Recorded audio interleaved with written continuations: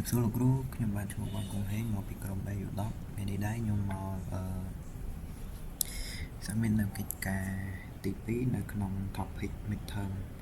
ពីដែលលោកគ្រូដាក់ឲ្យសម្រាប់ការងារ midterm អញ្ចឹងចំពោះការងារនៅក្នុង topic midterm ពីហ្នឹងគឺយើងមានប៉ុណ្ណេះគឺមាន1ទៅដល់9ដែលតាក់ទងទៅនឹងgroup management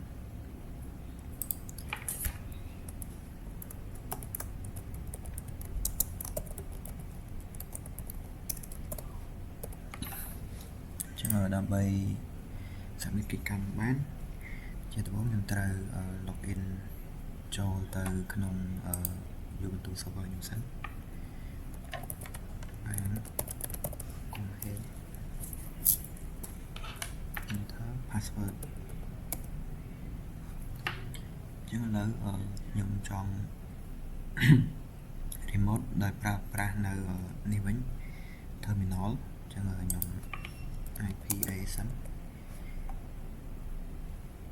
ចឹងខ្ញុំយក IP address របស់ Ubuntu នេះទៅ login remote តាម SH ក្នុង terminal ចឹងSH add SH1 add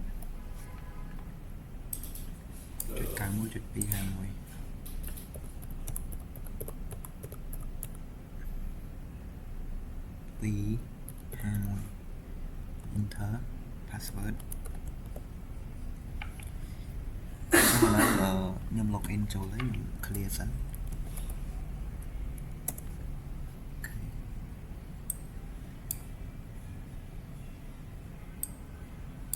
ចឹងឥឡូវខ្ញុំដាក់មកកាន់ម្លេះតិចសិន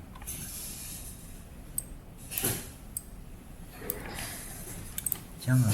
ចំពោះចំណុចទី1គឺ create group developer មាន UI UX ហើយនិង DevOps ចឹងឥឡូវខ្ញុំប្រើ command UMI មកសិននេះuser របស់ខ្ញុំគឺបានកំហែងចឹងឥឡូវ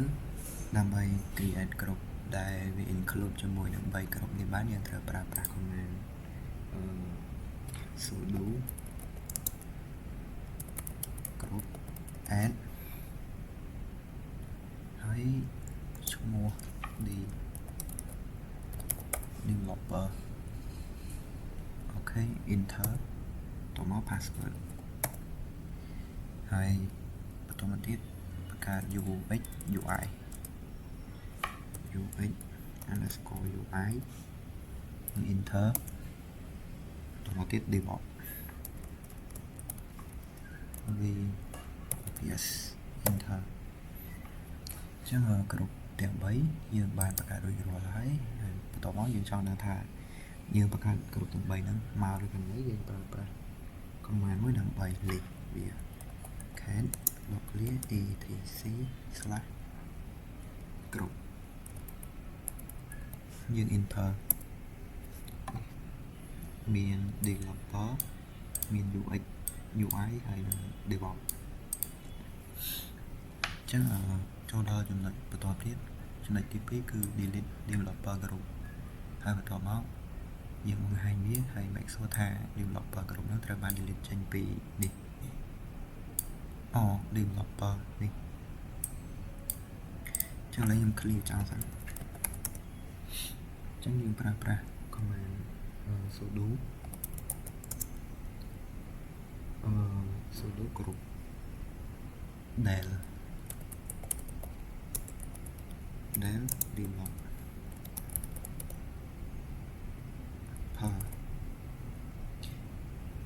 តោះមកយើង enter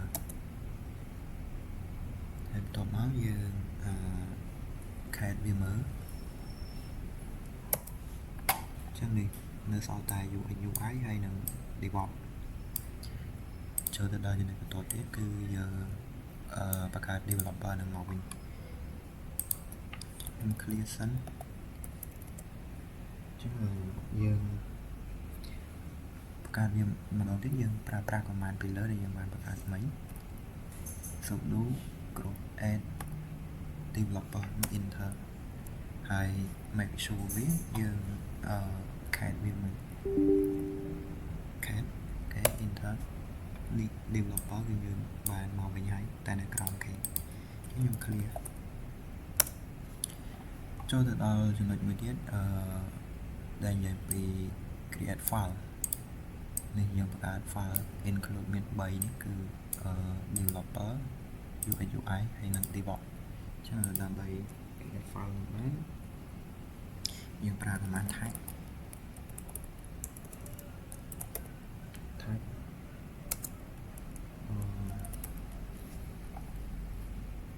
type developer នេះខ្ញុំ copy មកទៅកុំឲ្យខុសហើយខ្ញុំ enter តបមក type ទៀត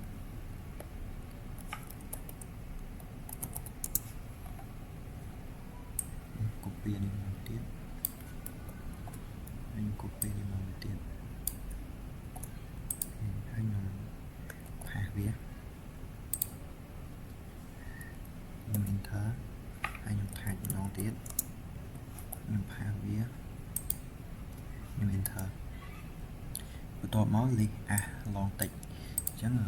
list as long text គឺ command ls l កាយចុច pht enter មកនេះ3ខ្ញុំចង់ list ដាស់ ls ដាស់ lh នេះមួយទៀតដែរនេះនេះ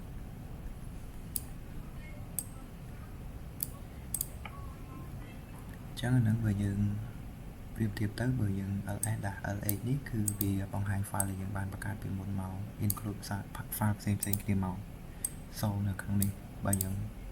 ដាក់ផ្កាយ .txt គឺវាយកតែ extension .txt នេះមកទេអញ្ចឹងចូលទៅដល់ចំណុចបន្តទៀតចំណុចទី6គឺ change file permission to 755 for all text អញ្ចឹងឥឡូវយើងមាន file permission វាជាអានេះឥឡូវយើង change វាយើងប្រើប្រាស់ command ch mode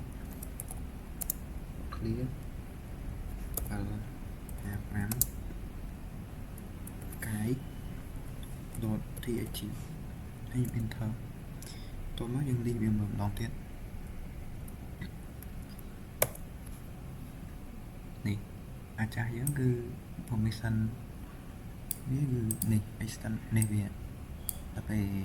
យើងឆែងទៅ755គឺបែបនេះ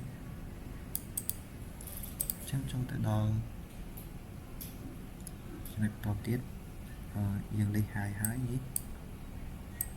ចូលទៅដល់ចំណុចទី8គឺនិយាយអំពី group developer and UI UX cannot access to the web group ចឹងយើងចូលប្រើ command មួយឈ្មោះថា sudo ch on ហើយយើងចុច copy de develop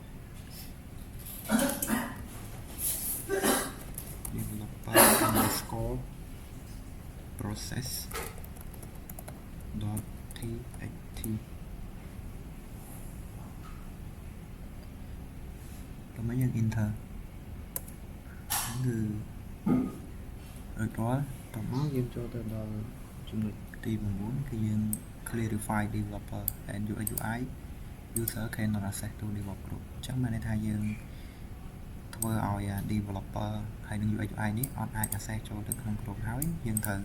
clarify វាមើលថាតើយើង developer នេះហើយនឹង UX UI ហ្នឹងអាច access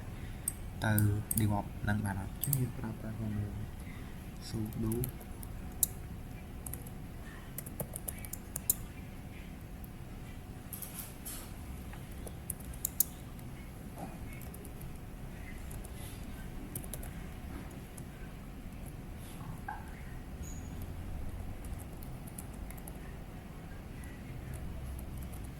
enter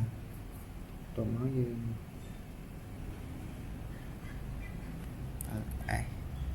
ដាក់ឲ្យ DevOps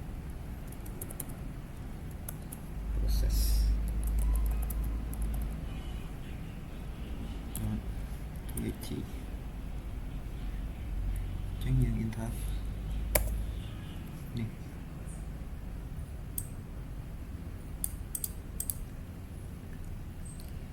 ចឹងយើងលីសវាមើល